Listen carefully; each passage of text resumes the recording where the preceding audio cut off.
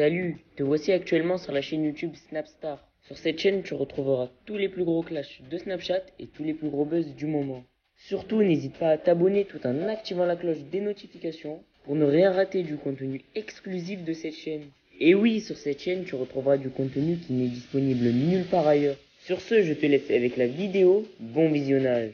Comme vous avez pu le remarquer en regardant le titre et la miniature de cette vidéo, aujourd'hui nous allons essentiellement parler de Magali Berda. Vous devez certainement tous la connaître. Magali, c'est une femme d'affaires qui est très bien réputée dans le milieu de la télé-réalité et qui a une agence à son nom. Comme vous le savez, depuis plusieurs mois, Booba a décidé de mener une enquête contre Magali Berda. Il ne fait que de la clasher sur les réseaux sociaux. Dans cette vidéo, Magali est au bord du gouffre et elle a décidé d'enfin réagir à toutes ces injures. En effet, la patronne de Shona Evans ne comprend absolument pas le comportement de Booba et c'est pour cela qu'elle lui a remis les idées en place. Je vous laisse sans plus tarder avec sa prise de parole et pensez que vous pouvez suivre notre compte TikTok, le lien est dans la description de cette vidéo. Les amis, j'espère que vous allez bien.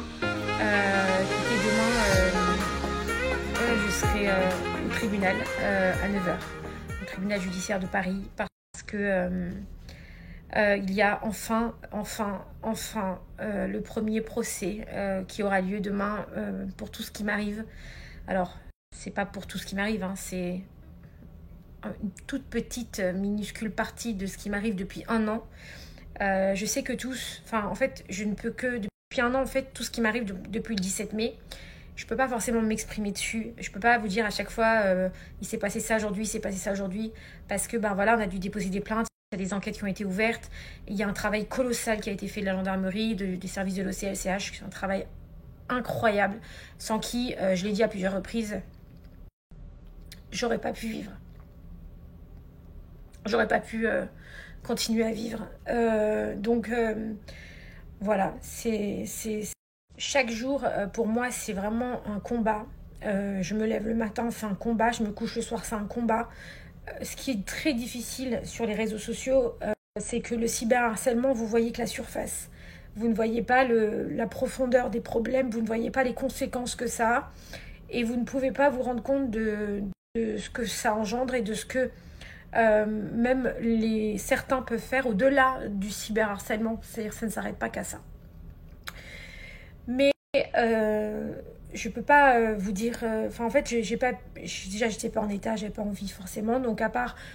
Pourquoi à chaque fois je prends mes réseaux, je dis je suis à bout, j'en peux plus. Et j'ai fait ça plusieurs fois parce que vraiment, j'étais en craquage total et que des fois, on a besoin. Et c'est comme ça. Parce qu'encore une fois, c'est tous les jours, toutes les heures, toutes les minutes. Et puis, parce qu'il y a aussi des enquêtes en cours et que pour laisser l'OCLCH travailler correctement et pour que tout soit le mieux possible pour eux et pour préserver les secrets de l'enquête, etc. Et puis, voilà, j'ai pas pu et je n'ai pas voulu vous expliquer tout ce qui s'est passé au quotidien, mais ça va bien au-delà d'un simple cyberharcèlement. Et demain, il y a enfin un des premiers procès, parce qu'il va y en avoir beaucoup, mais un des premiers procès, demain matin, à 9 h, au tribunal judiciaire de Paris. Cette histoire, c'est très simple. C'est une personne qui m'a enregistré à mon insu, qui m'a demandé une certaine somme d'argent. En fait, cette personne m'a contactée en me disant qu'elle était en contact avec Booba et ses équipes pour lui vendre mes enregistrements.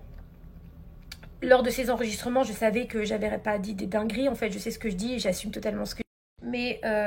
Mais vous savez que quand vous avez votre voix dans des audios, et c'est ce que je vis depuis un an, c'est très facile de les monter, de les trafiquer, etc. Donc j'ai beau dire, c'est pas vraiment l'audio original, c'est sorti du contexte, c'est pas ça, c'est trafiqué, c'est pas comme ça. Et en fait, souvent, on ne croit pas. Le but, c'est vraiment de me diaboliser, de me faire passer pour une folle, etc. Et la preuve, voilà, que non. C'est que, en fait, cette personne m'a enregistré en juin l'année dernière. Je crois que c'était en juin. Et m'a recontacté en septembre, octobre. Je ne sais plus exactement, pardonnez-moi pour les dates. Et m'a dit, voilà, je suis en contact avec toutes les équipes de Booba et Booba directement qui veut m'acheter ces audios pour 35 000 euros. Voilà ce qu'on m'a dit. Et donc j'ai dit mais c'est un cauchemar. Et ça tombait en plus à un moment où j'étais harcelée. Tous les jours des histoires, tous les jours des problèmes, tous les jours on vient m'attaquer, tous les jours on vient m'apporter ça, tous les jours on fait de la délation, de la fausse délation, des trucs, des machins. C'est trop en fait, c'est trop. Et cette personne m'appelle et me dit, voilà, je dis, mais attends, tu sais très bien qu'en donnant ces audios, déjà on se connaît pas, c'est une personne que j'ai vue qu'une fois dans ma vie. Tu vas les donner, tu m'enregistreras à mon insu, tu vas les donner à Booba, à l'équipe de Booba, tu sais très bien ce qu'il va en faire. Tu sais très bien qu'ils vont monter des trucs, qu'ils vont les couper, etc. En fait, je sais pas, je suis un être humain en fait. Donc, oui, mais c'est 35 000 euros, c'est quand même pas rien. Donc, moi, j'en ai besoin, donc je m'en fous. Donc, soit tu payes les 35 000 euros, tu me donnes la même chose. Elle m'a dit, je suis pas méchante, regarde, tu me donnes la même chose, c'est pas grave. Voilà, et je te donnerai donc ces audios, je te les rendrai. Et je te donnerai la preuve en plus qu'ils ont voulu me les racheter.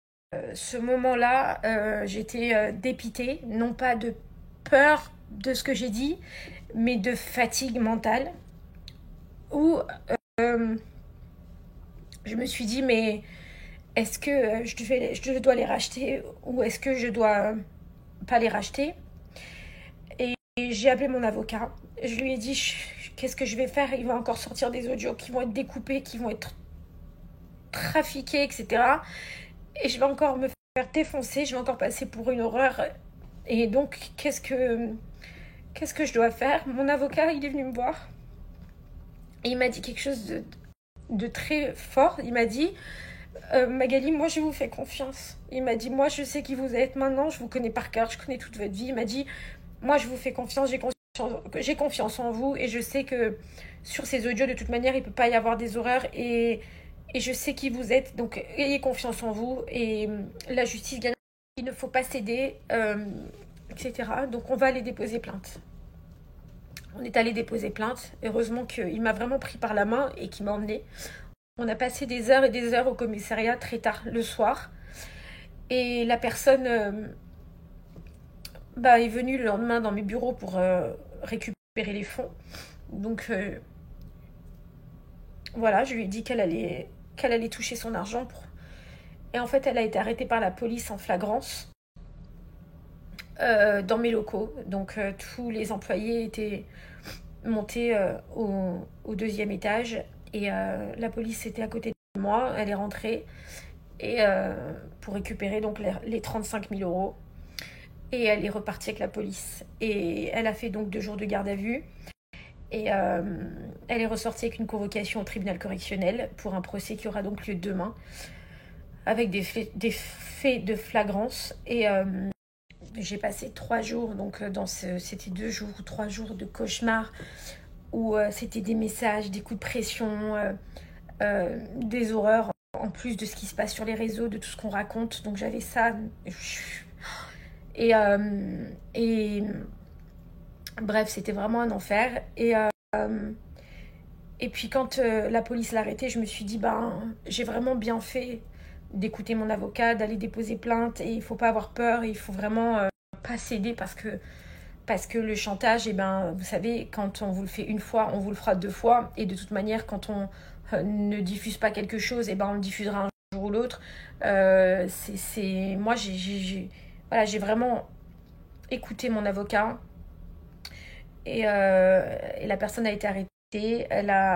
Cette femme a donc reconnu les faits et convoquée au tribunal. Il faut savoir que quand elle a fait sa garde à vue 2 jours après, bien évidemment, elle est sortie, je crois, le vendredi.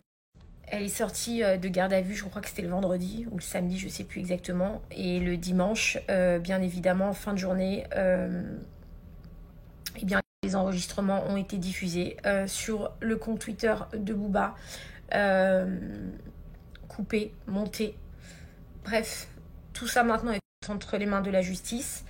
Et je suis quand même, contente que demain il y ait ce procès. Ça va être très très dur pour moi parce que c'est le premier procès de tout cet enfer et toute cette horreur. Parce que quand vous cumulez ça, plus ça, plus ça, plus ça, plus ça, et qu'on vous fait que des trucs comme ça tous les jours, que des histoires de dingue où vous avez l'impression d'être dans un cauchemar. Et ben, le fait, même si tout ça n'est pas terminé, puisqu'encore il continue, et ben, vous vous dites quand même que la justice avance, que ça fait 1 an maintenant, et psychologiquement, il y a beaucoup de gens qui m'écrivent, qui me disent mais comment est-ce que tu fais pour tenir? Et en vrai, je me dis ben voilà, maintenant il y a des gens qui vont devoir rendre des comptes, même si c'est le début d'une longue série. Merci à toi d'avoir visionné cette vidéo et surtout n'hésite pas à liker la vidéo et à nous donner ton avis dans l'espace commentaire. Sur ce, on se retrouve dans une prochaine vidéo.